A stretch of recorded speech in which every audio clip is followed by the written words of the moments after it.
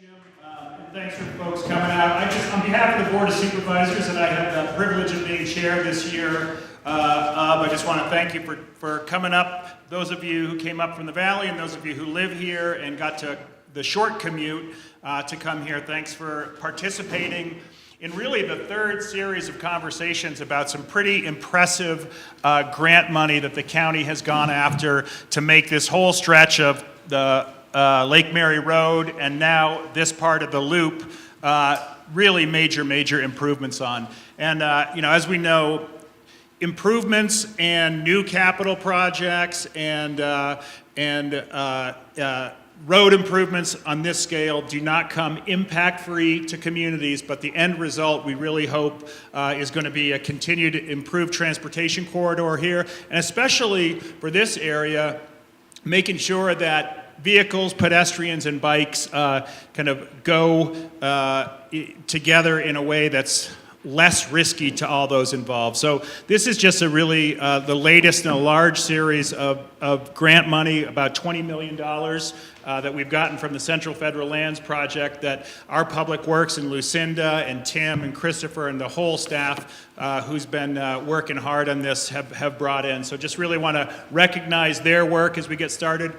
And then recognize your input to how this process and this construction season plays out. So thanks very much. Lucinda? Thank you. I appreciate you being here. So thank you again so much for coming. Really appreciate everyone venturing out with all the snow. I think everybody's probably aware we hit a record this week in Flagstaff. I think we ended up at 38 for a one-day total, which the prior record was 31 inches in 1915. So everybody's working really hard to try to get the roads, open initially and then keep them open. So, you'll see a lot of cleanup activity over the next couple of days, and probably early this week we'll open the stretch across the lake here. So, assuming weather remains the same, which it's supposed to. We're supposed to be dry for about a week. So that's good. That'll give everybody a chance to kind of catch up. And with the sun the way it is today, it'll catch up quickly. First, for those of you that came in the other door, if you would make sure that you sign in. And I know people a lot of times don't want to give their email, but I really encourage you to share your email. Mark will do, that's my phone.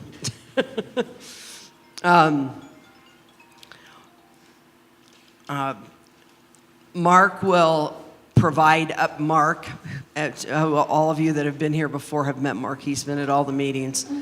Our community relations manager. He will be updating both our social media, website, as well as getting emails out. So if during construction there's a change occurs, maybe something occurs that wasn't anticipated, or as we move through this summer, weather has a major influence, of course, on these projects, and sometimes plans have to modify, even for a few days or even longer. So he will be updating people via email routinely as needed.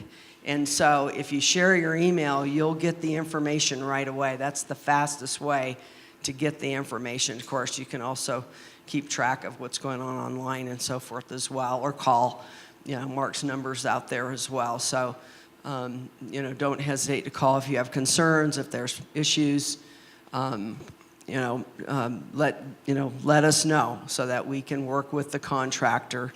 This is a Central Federal Lands project, which means that in reality, yes, we contributed significantly to the cost, but it's their project, and they are actually in charge of managing it.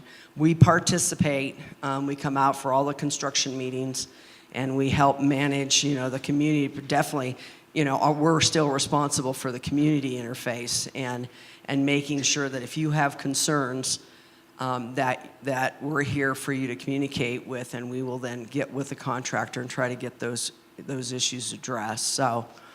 I want to take this time to thank Tim Dalagowski. He's done a tremendous amount of work to get us to this point, and he'll be up here to go through the where we are in the project and what's coming in terms of the process relative to construction. But I really want to applaud him. He's worked really well with Central Federal Lands, both in securing the funds as well as bringing it to this point. And as many of you probably have seen, if you've taken the route, which now you have probably since we closed the other option, I think most of they've done the, at least if not all of the thinning along the roadway, removal of the trees for the widening.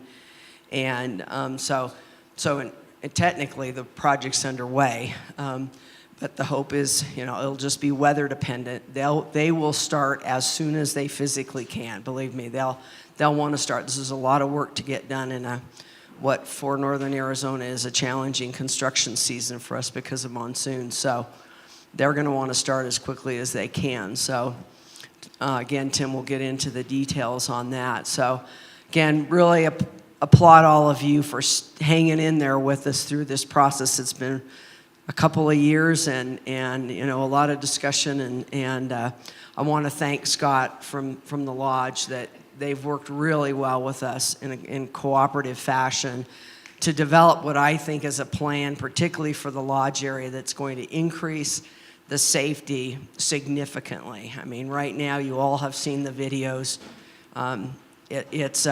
It's quite that is quite a challenging location during the summer with all the activity, and I think the improvements that are going in that area, the additional parking, off-street parking and so forth, is going to make a big difference in terms of improving the safety for the community overall, let alone the rest of the roadway and getting a brand new paved road. So with that, unless people have any questions for me, Tim's going to get into probably what you're really interested in hearing, but if there's any overarching questions or anything in terms of communications or anything, I'm happy to answer those. And we can keep this informal, ask questions as we go along, and then we'll take questions at the end as well. So thank you very much. Thank you, Lucinda. I'm Tim Delegowski. I'm the Public Works Transportation Planner, and I'll be managing this project for the county.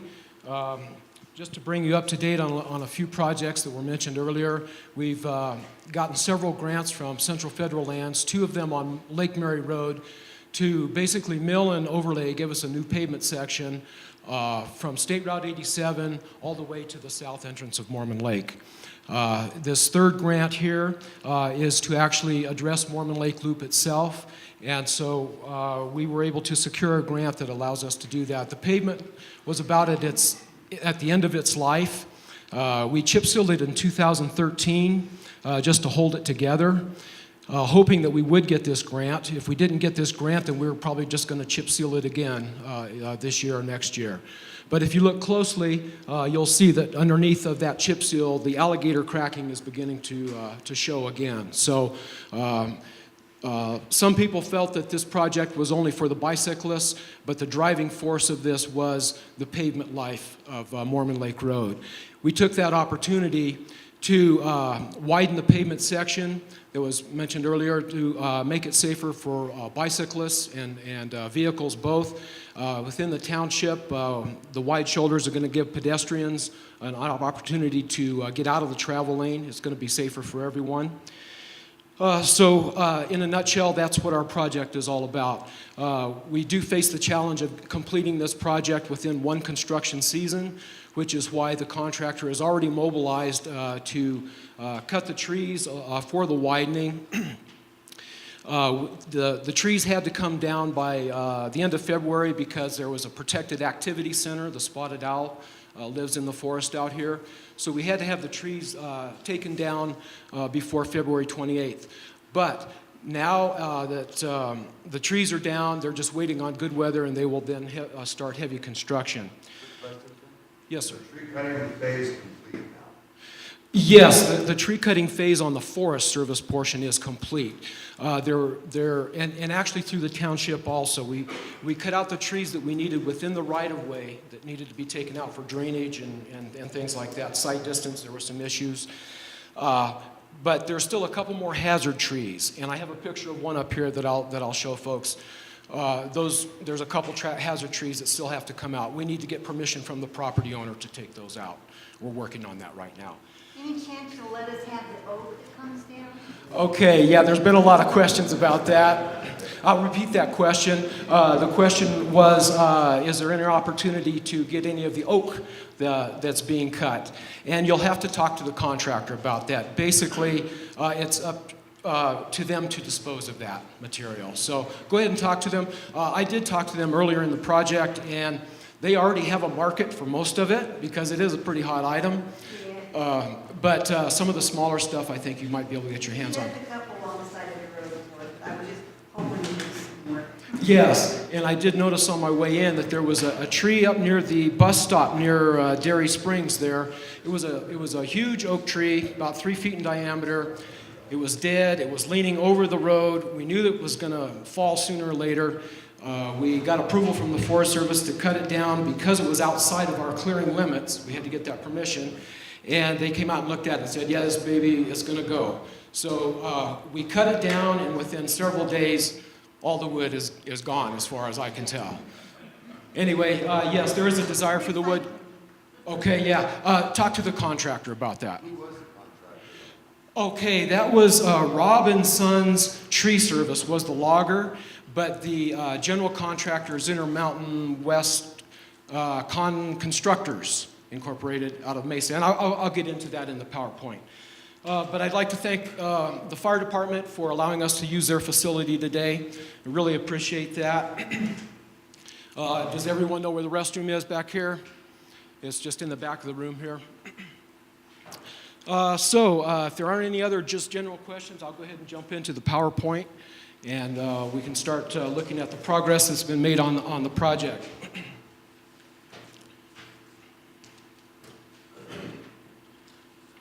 Okay, the first slide is up here. This is just our title slide.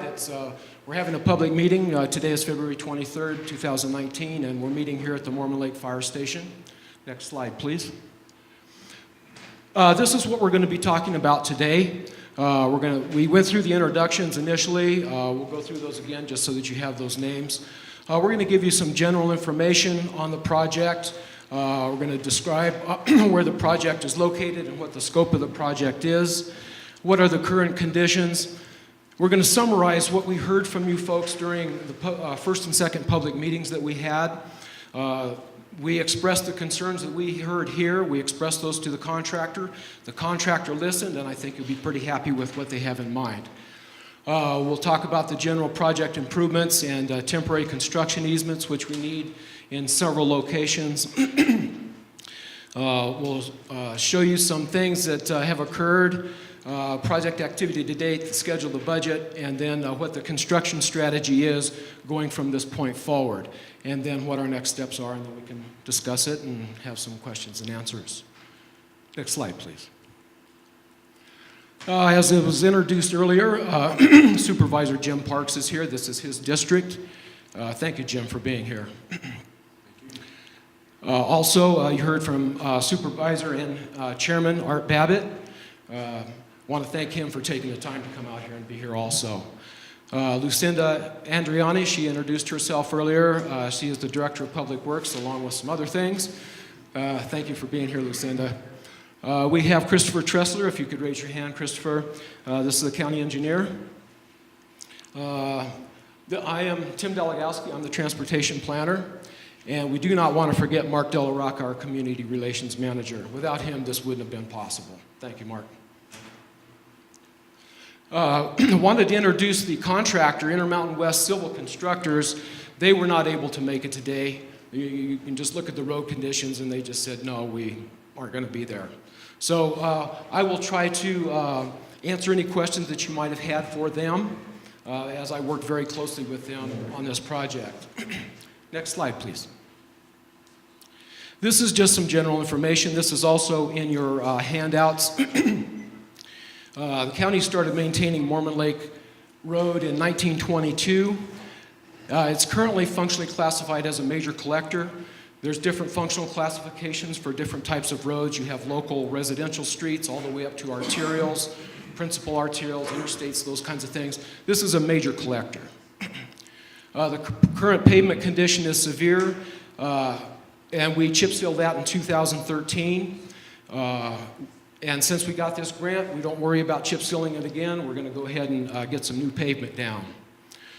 These are the relatively recent traffic volumes. You can see that most people come in the south entrance as opposed to the north entrance. And also, the road is used for residential, a lot of recreational, some commuting. It's definitely a school bus route, and the Forest Service uses it to access and manage their forest lands. Tim, your north and south, how are those measured by the month, year, annual, like how, 100,000 or what is it? Okay, that is the number of vehicles that passes a particular point within a 24-hour period. We try to do it during the summer because it's, first of all, we can't really lay tubes across the road in the winter. The plows will rip them up. But secondly, we want to get an idea of what the traffic is out here during the busiest time of year. Yeah, so we actually leave the counters out for a couple of weeks. The more data you have, the better average you have. And so that's how we arrived at those numbers. That's an average per day number of vehicles passing a specific point. Next slide, please. This is the project location where they'll be starting at the south entrance and are going to work all the way through to the north entrance, so the entire loop will be repaved and widened. Next slide, please. So this is the project scope. They're going to remove the existing pavement, which is very deteriorated. They're going to pulverize that up and mix that into the base that exists already. And what that does is that stabilizes the existing base, gives us a better base to put new pavement on. So rather than just hauling off the old millings, that's what they're called, we are going to incorporate them into the project. It's also going to cut down on the amount of borrow material that we would need to haul in. So with that, we're going to widen the base and repave. Am I in your way? Okay. We're going to widen the base and repave with wider paved shoulders for multimodal use, not just bicycles, but pedestrians, runners, anybody who might need to walk along the road. We're also going to address the congestion of the lodge, and I would like to thank Scott Gold for his cooperation in working through that. We're going to address some drainage issues that Central Lands determined were necessary. I'm not sure exactly where those particular improvements are at this particular point in time, but as we work through the project, we'll keep you informed.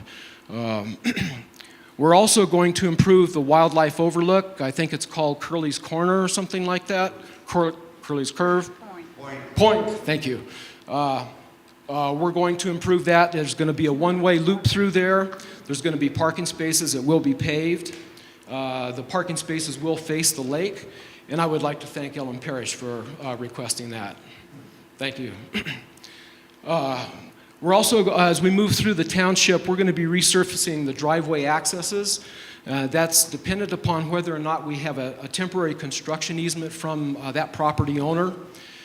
If you have a driveway that connects to Mormon Lake Road, we will resurface it with whatever type of material that is down there now. If you have cinders, you will get crushed rock, gravel essentially, for your driveway. We won't go all the way to your garage, okay, but we will give you an improvement where that intersects with the asphalt.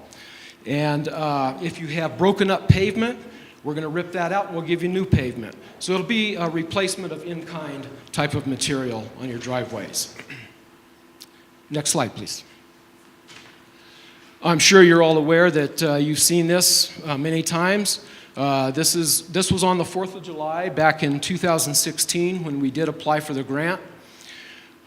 You can see all kinds of crazy things happening here. I hope nobody recognizes themselves or a kid, but we have people texting and walking in the travel lane. This guy is out over the center line. We have horses over here. We have bicyclists out in the travel lane. It's chaos. And so with the improvements of this project, we're going to organize this so that it's much safer and better for everyone. Next slide, please. That's just, this is like maybe a minute later, just showing you that this goes on all day long. I'm sure that everyone here is aware of those conditions. Next slide, please. So we had our first public meeting on May 31st, 2018. There were some concerns brought up by the residents about having the bike lane signed and striped so that citations could be issued if necessary. If bicyclists were just like riding in the middle of the road or something, it's up to the Sheriff's Department discretion whether or not they want to cite, but it will be signed and striped in accordance with Arizona Revised Statute number 28, the traffic code. That means signs and symbols and lines on the pavement. We're going to upgrade the drainage structures where they're required. Once again, that comes from Central Federal Lands hydrologist. They're the ones who are going to determine which drainage structures are upgraded. We will address the congestion at the lodge. And we'll have some details on that in a little bit later in this PowerPoint. We have been trying to obtain temporary construction easements from property owners where we need to do some ditching. We're not going to be ditching on your property. The temporary construction easement allows us to set foot on your property, such as offset staking or something along those lines where they might have to lay a piece of equipment down or something like that. We can't legally do that without your permission. We have to stay within our right-of-way. So we've requested temporary construction easements from property owners where we believe that we need that access. We also need a temporary construction easement from property owners who want their driveways resurfaced. When we put the material down, that equipment is going to have to go into your property in order to either lay down the cinders, feather it out, the gravel, feather it out, or to lay the asphalt. So that's why we need the temporary construction easements for the driveways also. At this particular point, I'd like to point out that I do have a map up here showing the temporary construction easements that we do have. They are shown in pink. There are quite a few properties here that don't have temporary construction easements. And if we don't have a temporary construction easement from you, first of all, of course, we won't set foot on your property, but secondly, you won't get a new driveway access. So I encourage everyone here to, provide a temporary construction easement if you would like. Construction will affect summer visitation and all the events that are scheduled out here. We got a list of the scheduled events from Mormon Lake Lodge. We have taken that into consideration, passed that along to the contractor, and with the comments that we received at this first public meeting, the contractor has agreed to build the south segment first up to past the rodeo grounds because that's where the bulk of the traffic is, that's where the events are. They want to bang that out as quickly as possible so that then they can focus on the north part of the loop rather than trying to do the whole loop at one time and having the whole road be torn up, being a mess during the events. So, in just 1 second. Well, okay. But they will start on the south end and complete all of the paving through, excuse me, to just north of the rodeo grounds. Once that is done, the contractor will then have to determine whether or not they want to close off the north access and just focus on that without having to mess with traffic control, or they can choose to leave it open. It's probably going to depend on how far behind they get due to weather and other things. Right now, the contractor has expressed their desire to keep that north entrance open while they're working on the north entrance, but if they have to close it, they will do that. We just encourage everybody to use the south entrance during that time when we're working on the north. My question is, like the Rock Ledge entrance to the summer cabins there, is that going to be, if they take the north end, are they going to close that off, or will Rock Ledge folks have access to their places? And, if we have to go on the other road? Yes. Okay, the question was the Rock Ledge residents during the closure of the north part of the Mormon Lake segment, would you still have access? And the answer is yes. You might have to come in the south entrance And there might be traffic control north of the rodeo grounds, but you will have access. And just wanting you to know also that, let's see, I believe we do have a temporary construction easement for the entrance that goes down into Rock Ledge. We will be dressing up that entrance accordingly. The only time that you won't be able to access is when they actually got some equipment running on that, but they'll give us advance notice on when that's happening. We'll let you know. And to that point, Yes. if they work along and they're ready to do your driveway, you know, they're expected to communicate directly with you. So somebody will come to your door, and, you know, and or leave a notice or something to say, hey, our plan is to do this next Tuesday, or and give you some notice so you know to plan accordingly. So. Right. Thank you, Lucinda. Next slide, please. I can ask one other question? Yes, sir. Are they going to just do it in sections, or once they get to the rodeo grounds, are they planning on tearing out the entire part of the roadway and filling it back in, you know?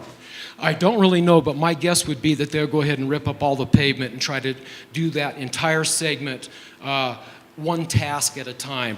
Pulverizing would be one task, followed by widening and then compacting and final grading and then finally paving. I would assume that they wouldn't do segments at a time, that they would do that over the entire length of that segment. Which is going to be frustrating. Yes. You know, there's no, you know, when they pull that pavement up, and if it's monsoon, it will not be fun.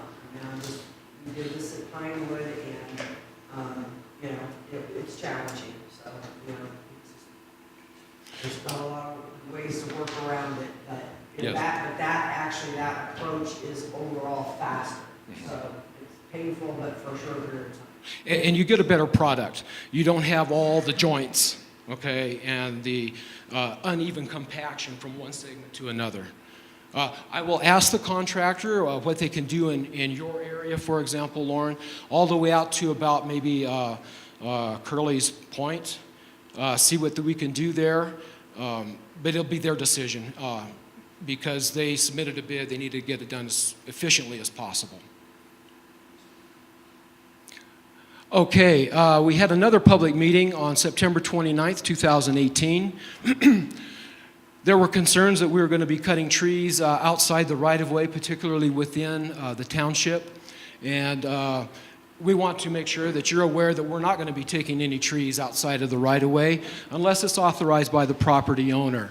There's a couple of hazard trees that we did take out. We had permission. I think it's on, yeah, it's at the corner of Park, or the intersection of Park Drive and Mormon Lake Road.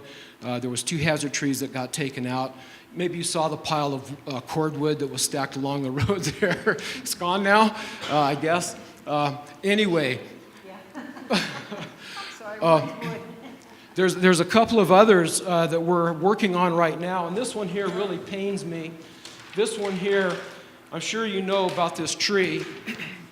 This is a very beautiful pine tree within the township, and it's been dying for about the past 3 or 4 years. You can see that there's still some green on here, a little bit of needles, but most of it is dead. This baby is over 100 feet high. If it falls, it's going to hit the house across the road, in addition to damaging the road and possibly hitting someone or a car. So we're in the process of asking the property owner if they would be willing to let this be taken down. We're not talking about cutting it off at the bottom. If they want to keep the crotch in the tree, maybe we cut it off up here, just, you know, for appearance. But we're working on getting permission to take out this hazard tree, because it is definitely a hazard tree and it will come down sooner or later. We don't want any tragedies as a result of it.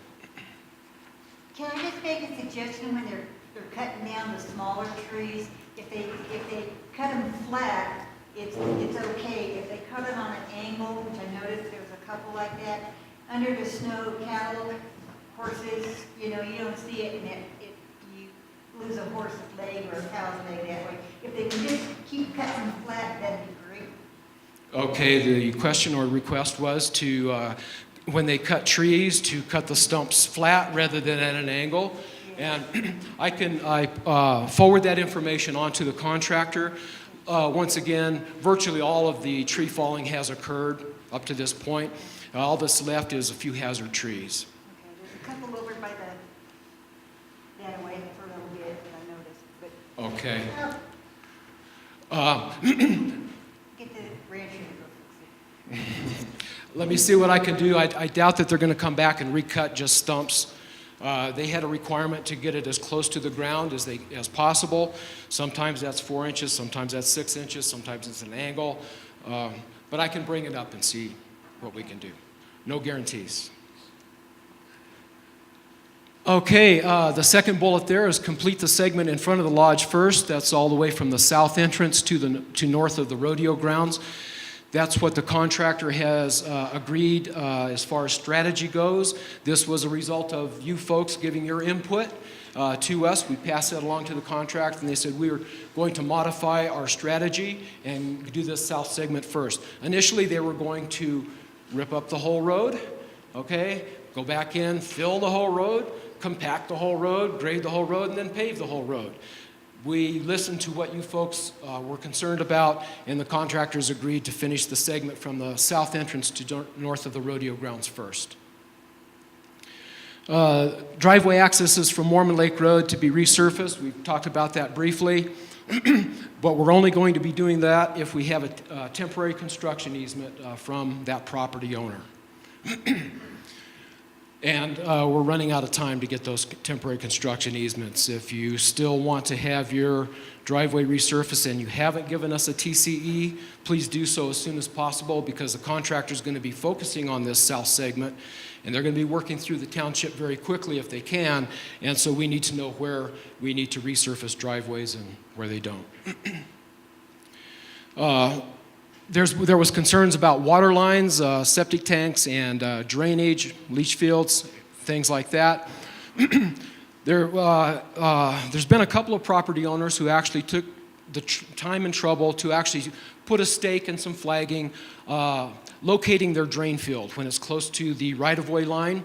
We want to make sure that we don't impact that. And so if you know where your water lines are, if you know where your septic tank is, if you know where your leach field is, or any other type of utility that you're concerned about, that you know where that is located on your property, if you could just put a stake in the ground, maybe a little bit of flagging on that, let us know, and we will definitely look out for those locations. Next slide, please. Yes, sir. On that water line deal, some of those water lines that feed the west side of the road, homes on the west side of the road, are fairly shallow. Thank you. The question was, there's some utilities on the west side of the road that are very shallow. Some of them even lay on the top of the ground. Some of them go through culverts. We have been in touch with the two water companies out here. We have gotten maps showing the location where we think those water lines are. When the contractor moves into that area, they have been instructed to visually look first. Secondly, if you don't see it on the ground, pothole so that they can find that utility line so that they don't impact it.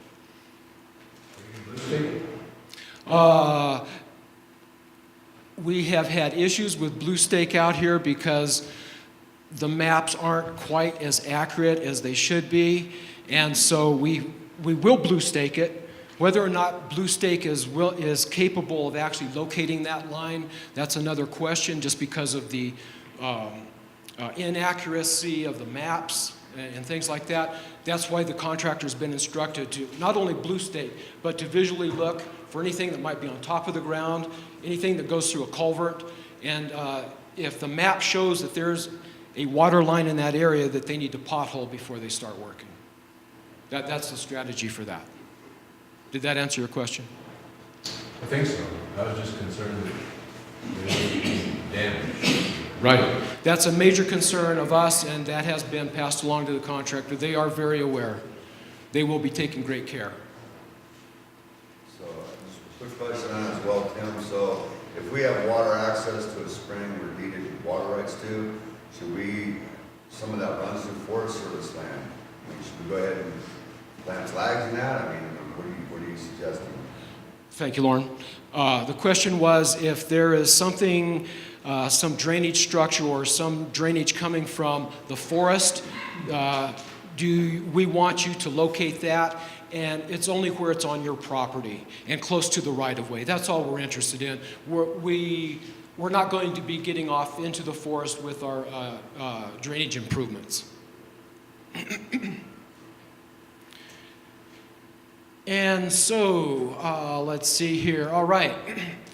So what we're getting with this project is we're getting new, wider pavement section throughout. Once again, the pavement life has expired. We're getting new pavement, but we're also taking that opportunity to widen it. So here's how that's going to work. We're going to get 12-foot travel lanes, which is the standard, the industry standard for roads. 12-foot travel lanes and 5-foot paved shoulders for bicyclists and pedestrians. We just call it multimodal. That will be on the Forest Service sections only. When we get into the township area, basically from Tall Pine Road out here all the way through to the rodeo grounds, that is going to get 11-foot travel lanes, narrow it down a little bit, because we don't have enough right-of-way to really do everything we want. And because development is so close to our right-of-way, we don't want to impact your property. So we're just shrinking the travel lane, the pavement section, a little bit tighter to fit it in. But it still meets standards. It's still adequate, but we'll be getting 11-foot travel lanes and 4-foot paved shoulders through that segment there. We're going to be doing some parking and some pedestrian modifications at the lodge. Well, we have a diagram to show you what we have in mind there. You might have noticed this last summer, we set up some temporary speed feedback signs, one on the north side of the township and one just before the lodge as you're coming in from the south. That was in response to complaints about vehicles speeding through the township. We try to give drivers an indication of what their speed is. A lot of times people don't really pay attention to what speed they're driving. They're just driving however fast they feel comfortable. And when it exceeds the speed limit, we wanted to visually warn them that that's what's happening. They do have a positive effect. Whether or not everyone pays attention to them, that's a whole nother issue. But we're going to replace those temporary ones that we set up this last summer. We're going to replace those with permanent speed feedback signs so that they're there year-round. As you're aware, when we closed the segment on Lake Mary Road from the south entrance to the north entrance due to snow, you'll have a whole lot more traffic coming through the township. We want to make sure that these folks understand how fast they're going and hopefully adjust their speed accordingly. Tim, Yes. will you have the temporary feedback signs during the construction? No, we won't. The question was, will we have the temporary speed feedback signs during construction?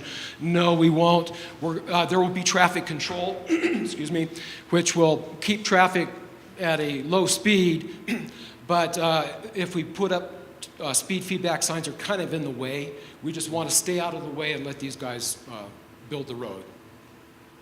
However, once we get to the end of the construction season, the road is done, that's when the county will install these permanent speed feedback signs. Thank you. Thank you. As mentioned before, we're going to be improving the wildlife overlook at milepost 5.5. Right now, it's a pretty muddy little area. There's not a lot of parking. So Central Lands is going to go ahead and fill that in a little bit. They're going to regrade it. They're going to pave it.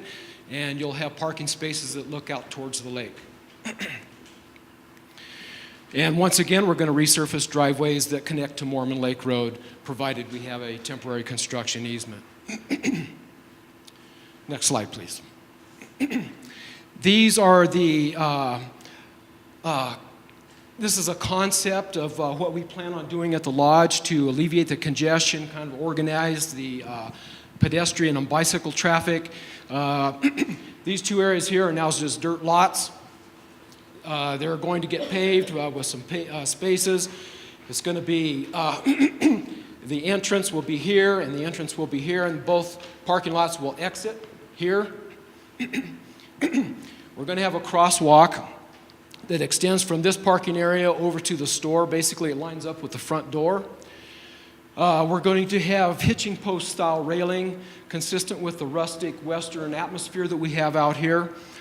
That will be along both sides of the road here to channelize the pedestrians to the crosswalks. Right now it's just a mass exodus one way or the other across the road, and it's very dangerous. So we're going to try to channelize the pedestrians to these. We've got a crosswalk here. We have another one for the other end of the lodge, and then we have another crosswalk up here for people who might want to go to the pizzeria from the parking lot area up here.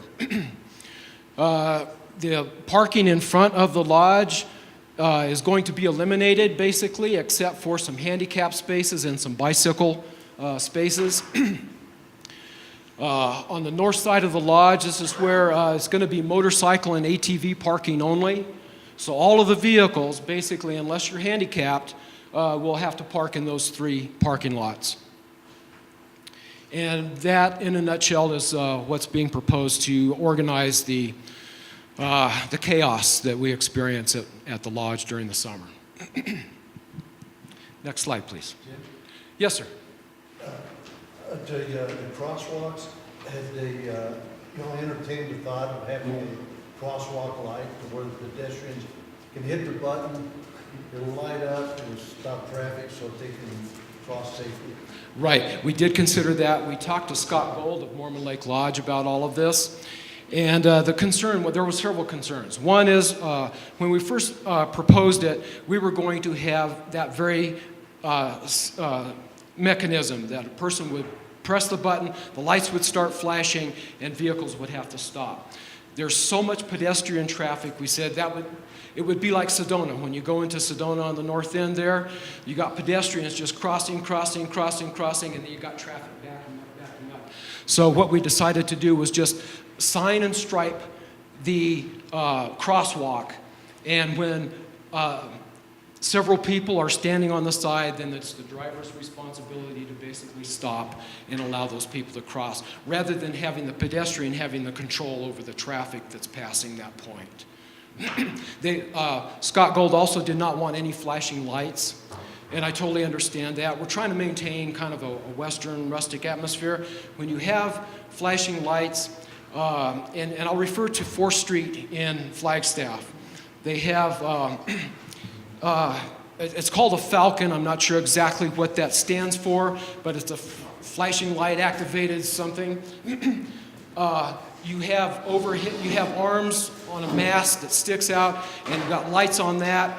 All of that detracts from the surroundings, particularly in a rural environment. We did propose that, but Mormon Lake Lodge preferred that the crosswalks just be signed and striped. So that's what we're planning on doing. Thank you. There are 2 of them out there. Yeah, on 4th Street now there's a couple of them. Yeah, one down by Route 66, approximately, Farmers Market area, and then there's one up near the Circle K. Right. They're very effective. But there's a downside to them also. You know, Tim, if I could just throw something out there, talking to a friend of mine who does work in traffic control, there's also kind of a Pavlovian element to that, where people will be crossing and hitting the lights, and drivers will slow down and stop. In some instances, people will cross and not hit them, and drivers will keep going through. So there is that downside as well, where that conditioned response is not always present. I just thought I'd share that. Thank you, Mark. I appreciate that. So our intention is to just have crosswalks that are striped and signed as such. Excuse me. Okay. Did I finish that previous slide? Okay, thank you. All right. Here we're talking about temporary construction easements, and what that is, by definition, is it's temporary permission to access your property for construction purposes, whether that be staking, ditching, shouldering, driveway resurfacing, or just setting foot on your property. We're not allowed to do that without a temporary construction easement. If we do get a temporary construction easement from you, any property that we affect will be restored. If we damage something unintentionally, we'll fix it. We're not there to just destroy it and walk away. Yes, sir. My brother-in-law's place, which is the very first place on the west side, in the corner there,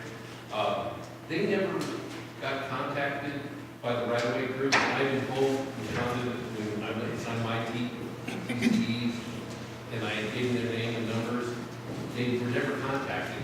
And you know, that's where you're gonna replace the culverts right in front of their place and repair the driveway.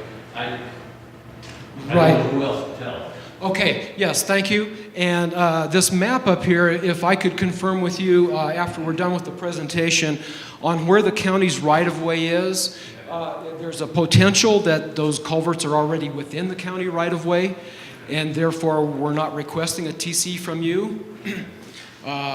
However, if you have a driveway that you're interested in having resurfaced there where it intersects with the road, then we need to make sure we get a TC from you. They do want that also. Yes. So let's talk after the presentation. We'll get some answers on that. All right. Once again, we're not going to be cutting any trees outside of the right-of-way without permission. That includes dead trees, hazard trees, whatever. If it's outside the right-of-way, we will get permission to cut that tree if it's necessary. We're not just going to come in and do it. We want to minimize the impacts to private property in this project. We're working really hard to stay within the right-of-way limits, and so far we've been able to fit everything within that distance. So right now things are looking really good. There might be a couple of places where we might have to adjust something. The drainage that goes underneath Mormon Lake Road in a couple of areas, it empties out into a private parcel essentially. We need to make sure that the outfall of that particular culvert is addressed so that there's not excessive erosion and things like that. So we might have to do something on your property to do that, you know, put in a short little segment of riprap or something. Once again, we'll be asking for a temporary construction easement to do that. Next slide, please. So this is what's been happening with the project to date. The contractor has come in and removed all of the trees on the Forest Service property that had to be completed by February 28th due to what's called a protected activity center. The spotted owl inhabits the forest out here, and they have activities that are going on beginning March 1st. So we had to have the trees down by February 28th. That has been completed. Now, there's a lot of processing of those trees that still has to be done, but the trees have met the requirement of being cut in on the ground by February 28th. Just a side note, you'll notice in the log decks along the road, you'll see a lot of big pine trees, 18 inches, 24 inches, 30 inches, larger in diameter. The county is going to be utilizing those trees on another project. It's the Schultz flood mitigation repairs. I don't know a whole lot about it, but they need trees, and so we decided to utilize the trees that we cut here on that project over there, and so that's where the majority of those large trees are going to go. Some of you may remember that this summer we had a 1,000-year rain event out in the Schultz flood area, and one of the corridors there got the on-forest measures, which worked extremely well, but they took a beating. And so we're using those trees to reconstruct those on-forest measures, so that'll be happening this spring. So this is good. These trees are going to help protect other properties and people, so it's positive. Thank you. As you know, the weather has hampered progress. As soon as the snow melts and the ground gets dry enough to have heavy equipment running on it, the contractor will move back in and they will start heavy construction.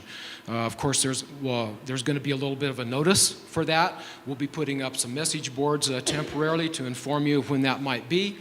But then it'll be the contractor. They'll have some signage up letting us all know which entrance they want us to use and for what duration, those kinds of things. There's traffic control.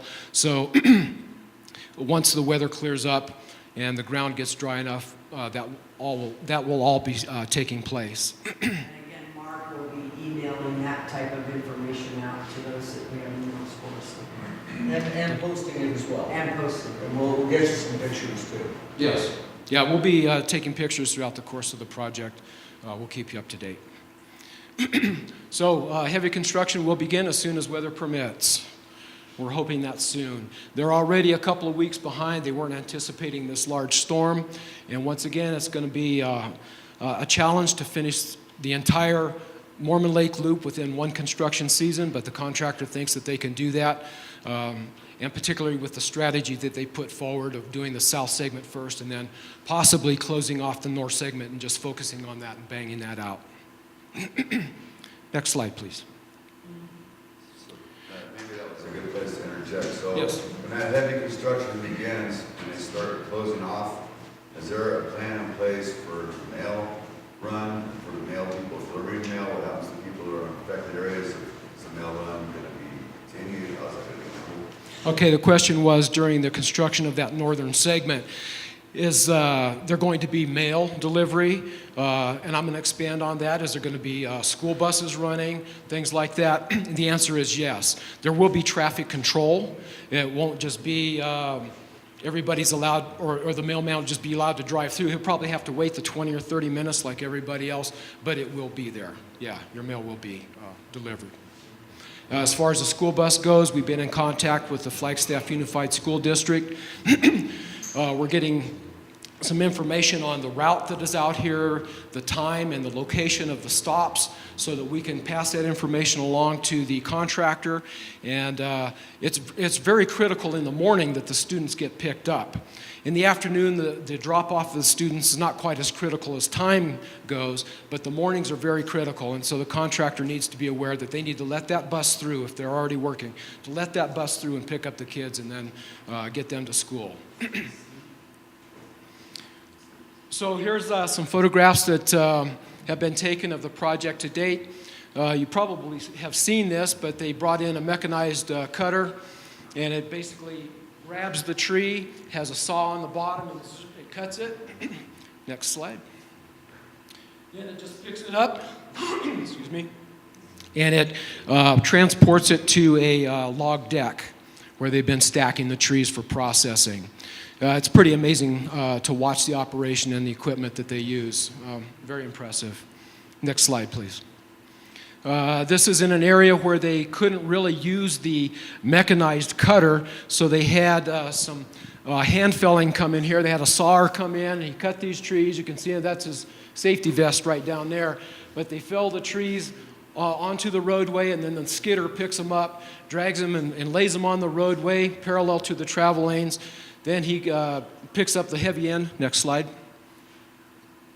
Picks up the heavy end, and then they drag them along the road to the log decks. Next slide, please. This is just a picture of the clearing that's taken place for the widening. It's easier to widen one side of the road as opposed to doing two slivers along both sides of the road. It's much more cost-effective to just widen one side and then change your center line. So that's the approach that we're taking on this project. Next slide, please.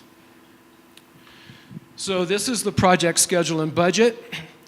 Back in October of 2018, Central Federal Lands, they advertised for bidding the project. In January of 19, the contractor was given notice to proceed, the successful contractor. January and February, the trees are cut for widening. February and March, construction begins. It looks like it's going to be more like March, late March, but we'll let the contractor make that determination. March through June is when the contractor plans on completing the southern segment from the south entrance to just north of the rodeo grounds. That could get impacted a little bit. That could get pushed out just due to the weather, but they're going to do their best to get it completed as quickly as possible to minimize the impacts on the summer events and all the summer traffic that we have up here. In October and November of 19, the construction should be complete. If everything goes right, they should be able to complete it within one construction season, and the winning bid was $9.5 million. Next slide, please. So here is the construction strategy that was a result of you folks giving us input. First of all, we want to minimize the impacts on summer events, which they're doing. by completing the south segment of, from Lake Mary Road to the rodeo grounds first. However, during that time, expect traffic delays of 30 minutes. So just wanted to bring your attention to that. Once the south segment is complete, they might close the north entrance to accelerate construction on that north segment. It's not a given that they're going to close it, but odds are that with a late start, that they'll probably want to close that and just try to bang that out as quickly as possible, not messing with traffic control during that time. The Double Springs and Dairy Springs area may have to use the south entrance if they close the north entrance to complete that north segment. And even once you get through the township and you're still going north, because they've closed the north segment, there could still be traffic delays along that segment. Next slide, please. So this is the next steps for this project. We're going to begin heavy construction as soon as the weather permits. Once again, they're going to complete the south segment first, then possibly close the north entrance. There will be traffic control, so expect delays. We've been working with, well, we will be working with the fire department to figure out how we identify the volunteers that need to get through these delays quickly, whether that be with a piece of paper, brightly colored paper on their dashboard, where they have overheads. Those are some issues that we're working with the fire department on to determine how to do that. School bus pickup and drop off. We've been talking to the Flagstaff Unified School District. We're getting some information from them on the times and locations for school pickup and drop off. And then as we move through the project, information will be posted on the county's website, and that's given to you there. All of this, if you didn't get a copy of the PowerPoint, please pick one up so that you can refer to it later. I think we got enough. But that's where we're at on the project. Next slide, please. And so with that, if there's any discussion or questions, I'll try to answer them. Yes, sir. That website is where we go when we want to get any information.